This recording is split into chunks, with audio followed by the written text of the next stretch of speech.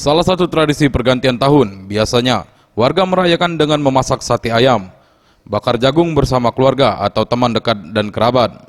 Menjelang tahun baru 2020, para pedagang ayam di beberapa pasar tradisional kota Palembang telah menyiapkan stok ayam. Seperti di salah satu pasar tradisional, Abdal, pedagang ayam di sini mengungkapkan, stok ayam menjelang tahun baru tergolong aman. Dengan harga Rp60.000 per kilogram di minggu terakhir Desember 2019. Ketika disinggung mengenai pembelian di jelang perayaan tahun baru, Abdal mengungkapkan peminat atau pembeli berkurang hingga 50% dibanding tahun lalu. Kak, jelang tahun baru ini cak mana stok ayam, Kak? Aman, Cak, ya. Banyak. Banyak, Kak, ya? Banyak, tapi peminatnya agak kurang.